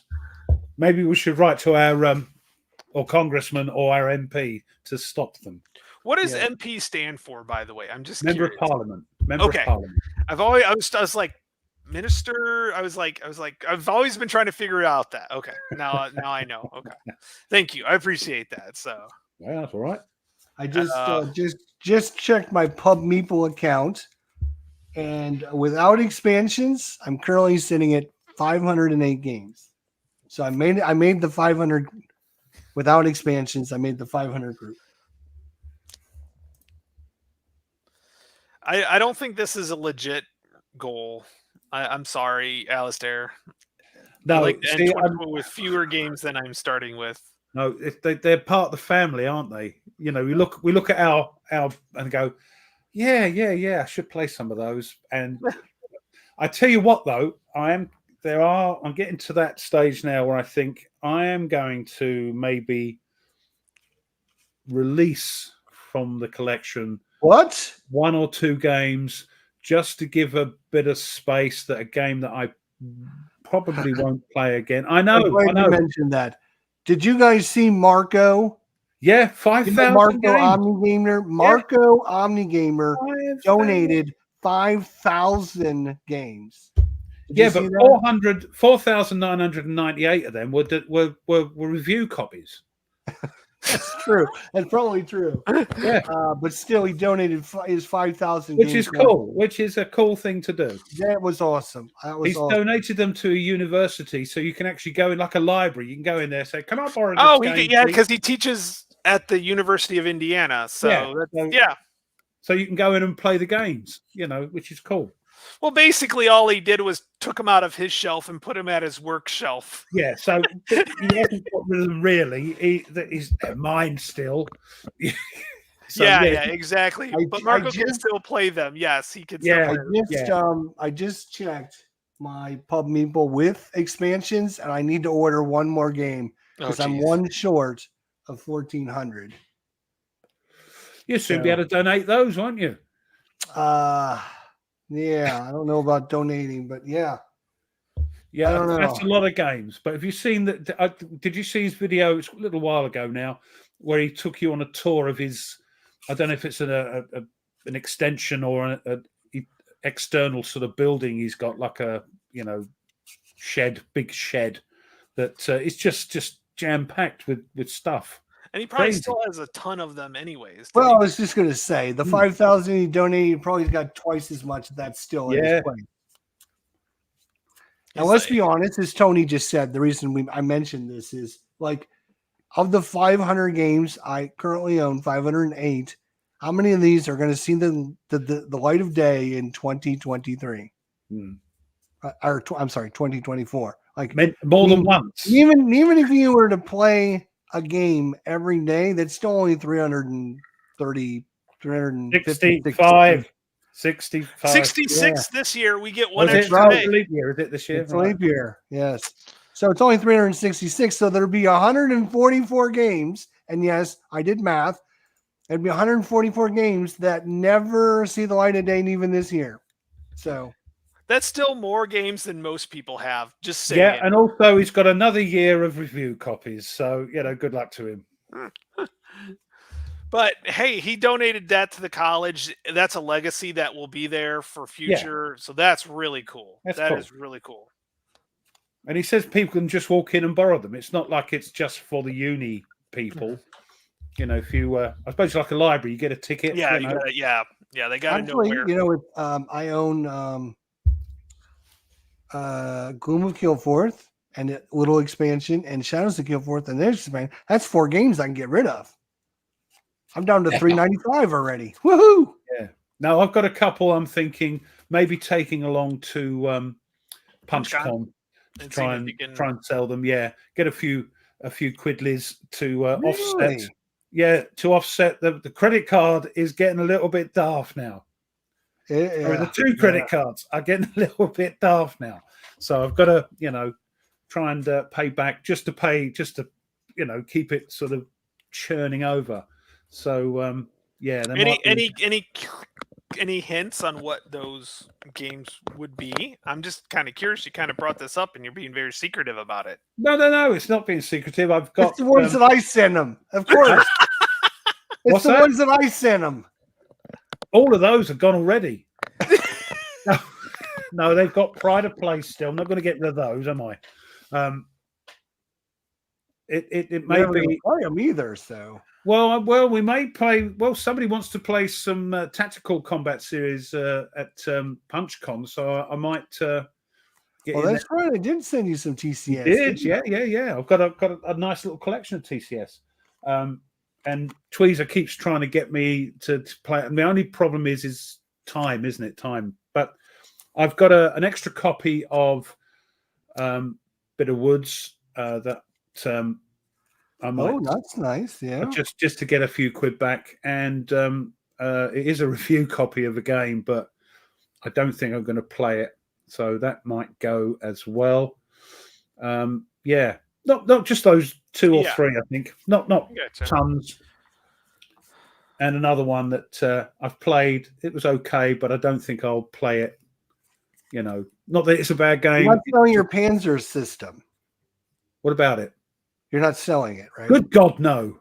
Okay, because I'm selling mine. So I know it's not for you. I mean, I'm dreading because I think this month it comes out is the Panzer. Because it's I don't know if it's this month, but it's at the printers. It's standalone. Standalone. Yes, it's a standalone one. It's not an expansion. So it's got solitaire scenarios in it as well, written by the same chap that did the solo for thingy. But again, it might be, like a Panzer Grenadier every so often. Might be a Panzer every so often. Yeah, I just can't get into that system, and you know how much they take on the shelf. You can see Ruff's collection right over. There's my Panzers.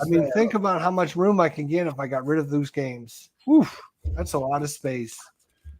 But it's a game I love, and I've still got to play. There's, I've only scratched the surface, so there's all these to play, all the expansions and that. No, hey, Sawyer, how you doing? Good to see Cam Sawyer. Yeah. Pretty sure North Africa. Yeah, better be. Yeah.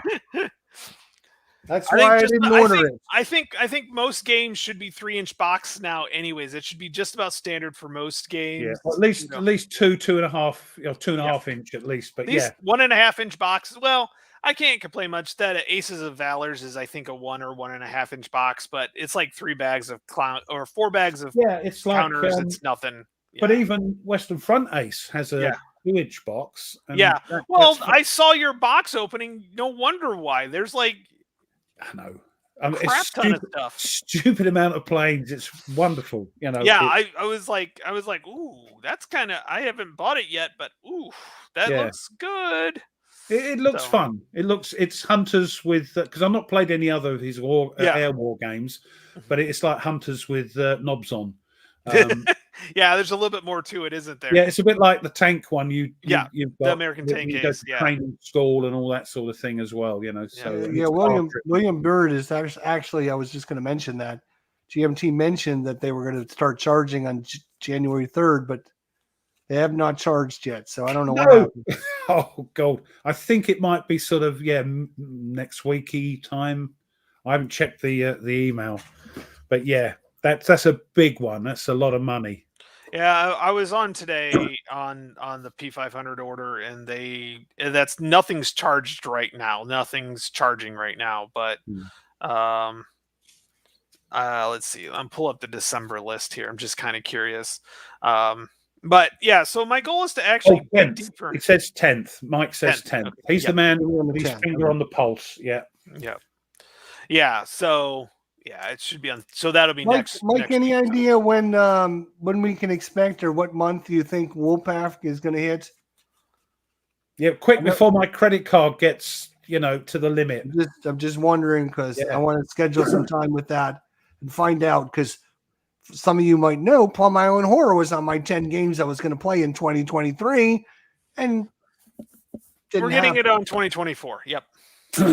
Yeah, but as we had discussed earlier, we've got to get. You technically did play it, by the way. Well, we did, yeah. True, I did technically play it. It was a world premiere with you guys, and it was a great time watching Ruff mess around with the dice. Oh, that was fun. Yeah, we laughed so hard we pissed our pants. So. Yeah, it was that just blew my freaked my head out. I couldn't get it. Couldn't get my head. Okay, so we're talking June, July time there for Mike. All right. Does it go on the list? That's the thing. It will go on my list. I can guarantee you. Yeah. You've all got it except us. Yeah, all right. I haven't gotten it yet. No. Everybody in the chat has got it except us. Here's the question: when you get your Plum Island Horror game, make sure you don't throw out your counters, because that's not a good thing. Now, did you get resupplied? I've been in contact with Blue Panther, and I've got to purchase some new counters, and they're going to ship them to me. They've been very gracious about sending them to me. They're not even going to charge me for shipping. And, I explained the situation that my young daughter didn't know what they were, and they threw them out in the trash can. And did it work? Did it work? It worked. They're like, oh, well, we're going to ship them to you. We're just asking you to pay for a new set. I'm like, that's fine. I will be more than happy to pay for a new set. So don't throw out your counters, boys. I'm telling you, it's not a good thing. I tell you what, and also you do it as well. I think you put me onto it. When you punch them out the sprues, check both sides. You even got one. Yeah, so many times I've saved myself. Hanging counters, yeah. My dog, that's it. That's the good one, yeah. That's it, my dog. Well, I've never done that, but when you start getting a bunch of stuff out, you just don't have a lot of room. You set something aside, and then you get to doing other things, and then I have my little bowl that I painted. Oh, by the way, we should have this episode one time. He threw out, one of our mates. It was Herman's game that you threw out. Let's see what you guys think of that. Oh, you painted it. I painted it. Yeah. Does it look good? Is the game any good though? Awesome game.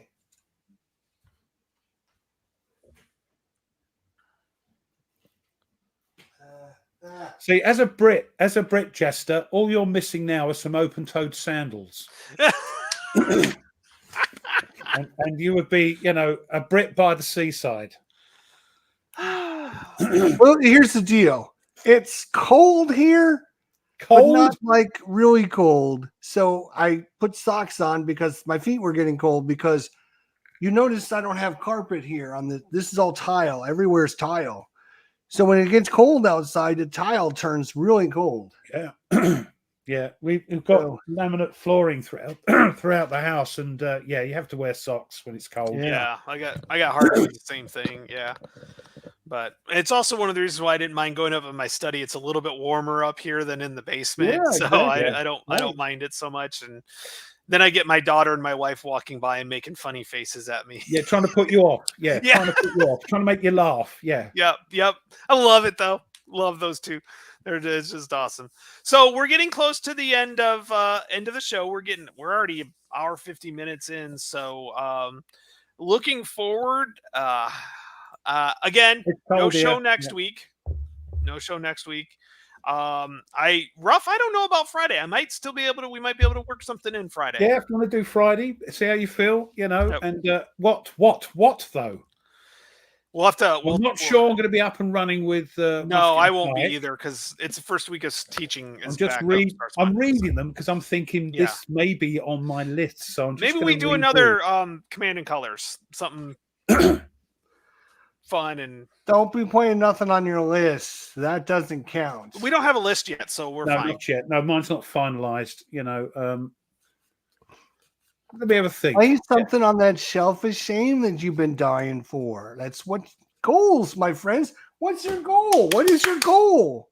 What's to play games multiple times. If I play Command and Colors, that'd be playing. I'm here and to hopefully do my 10 games this year. So and that 10 list is going to be mainly games that have been sitting up there for a while.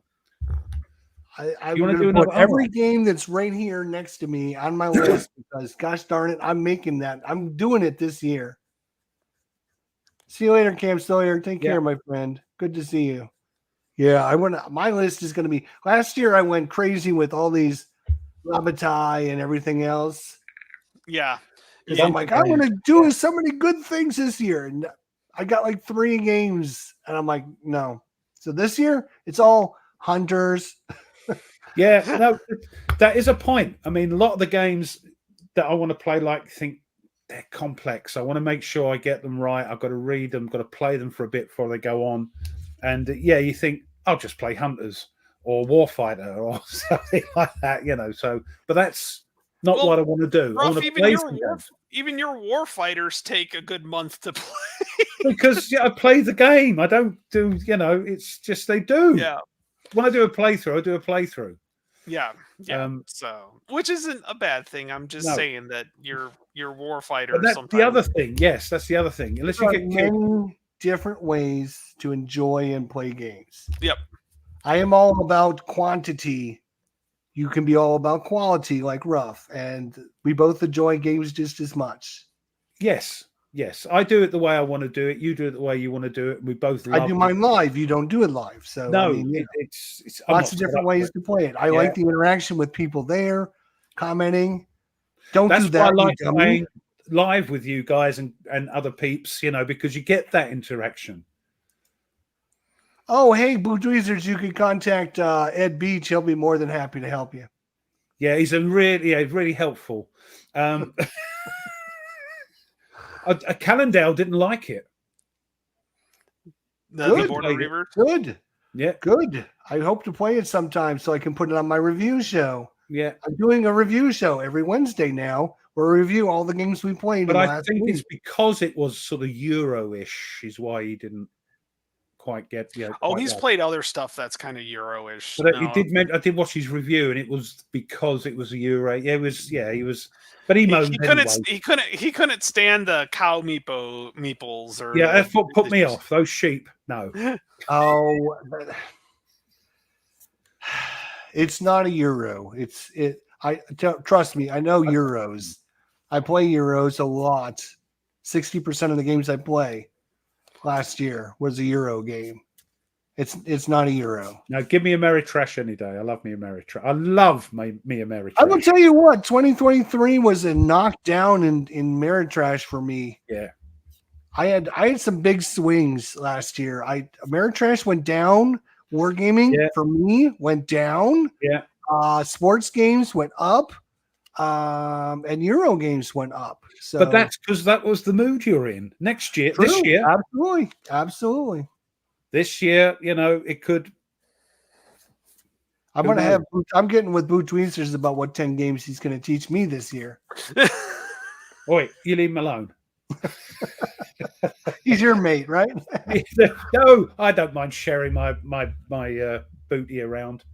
So So if you're just joining us again, no show next week. yeah, don't. 2 weeks from tonight, it's going to be on my channel, and I'm going to have a special guest. Maybe, How are you? maybe. I won't be there, maybe. so Oh, of it's course, always, we're going to have hopefully a because hosty. Tony's not going to be there, so we're going to have a different co-host. Ruff will be there, and we'll have another co-host besides Tony. And then 3 weeks from today, it's the big boy. It's the huge anniversary And end of year celebration. shenanigans. We're giving away games, and man, I'm telling you what, we got. I'm telling you, Joe, it's going to be 3 hours show. You're going to be there for every minute of the show because we're giving away so many prizes. We can't talk about what we're giving away yet, but we've already had quite a few donations. And it's going to be a blast having everyone there. We're going to have trivia time. You might win something. If Ruff can guess the name of the game I'm thinking of, you all win. Sorry, guys.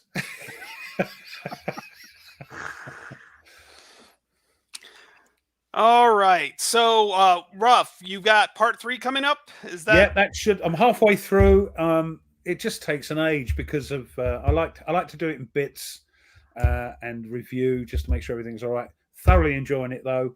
I've even had Ross Mattel commenting saying, he's, thank you very much. So that's great.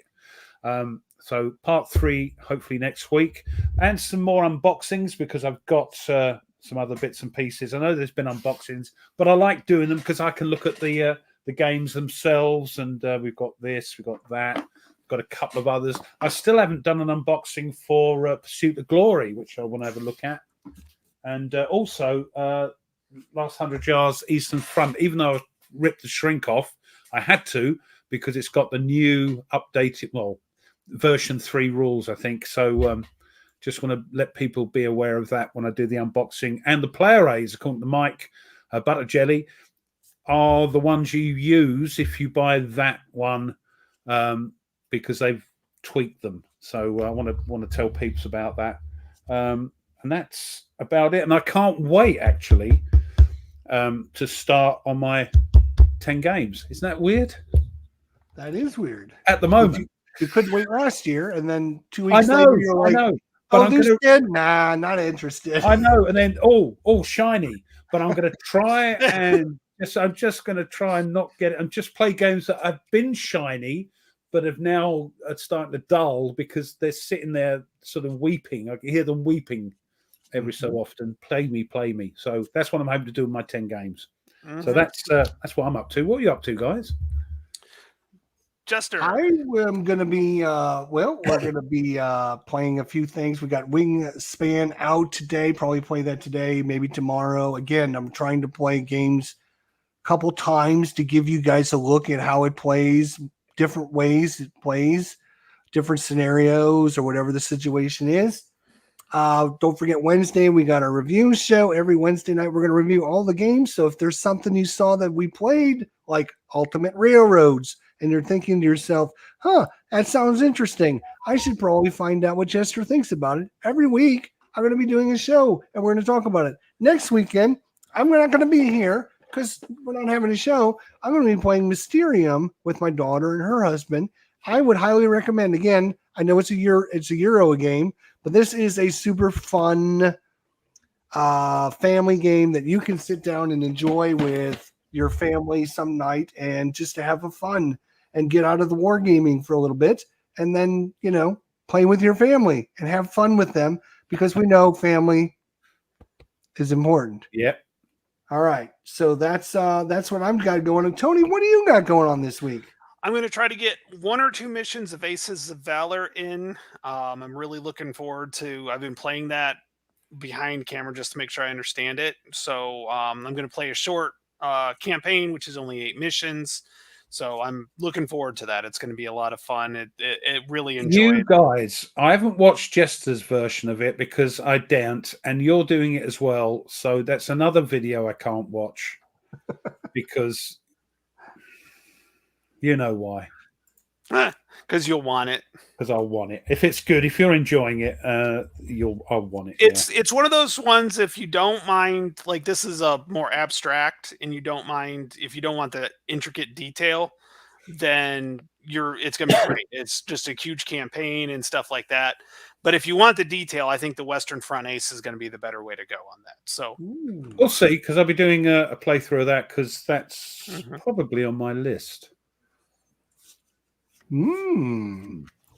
What else you got coming up, Tony? That'll be it. My school starts, teaching starts, master's program. You're back in school now? Yeah, back in school, kind of starting tomorrow. Oh dear, that's sad. Monday. Probably Monday. So. Okay. Yeah, so I'm back in that. In my master's program, I'm going to try to work a little bit ahead this time. Yeah, so, Aces of Valor, very interesting game. Very interesting. Yep. Yeah. So that's another one that might be on my list too, Rob. I think so. Yeah. Well, yeah. No, it won't be, because I won't. No, shut up. No, stop it. Right. Oh, you don't own that one, Rob? No. You're probably going to have to get it, I think. That's why I'm not going to watch them videos until I've said what my 10 games are. I see. So. Yeah, well, Tony, I can speak for just about everyone and say we appreciate you being a trooper and coming on this week. And, our thoughts and prayers go out to you, and we hope for the best, and we hope everything goes as good as it can. I know in this tough situation. So if you need anything, I know me and Ruff are there for you. Yep. I appreciate it. Appreciate it. We're there. We're there. Yeah. Mm-hmm. Again, like I said, the outpouring of support and help has been great. So with that, happy, wonderful. So I do appreciate it. We will see everybody in 2 weeks on Jester's channel. 2 weeks. 2 weeks. 2 weeks. 2 weeks. 2 weeks. I don't know. Yeah. I think heads are going to explode all over the place if we do not have a show next week. I think so too. I'll suddenly get a panic attack. At 9 o'clock. And I'll go, and then I'll calm down and have to have a You'll be like, wait a minute, aren't I supposed to be? Oh, okay, I'm good. See, I'll be out in the wilderness, away from everything, so I won't have access. So yes, so okay. With that, thanks a lot, guys. Thanks for everything. See you guys in 2 weeks on Jester's channel, and have a great time. Play some games. Have some fun. Thanks, everyone. Hug your people. See you later. Bye. Love you all.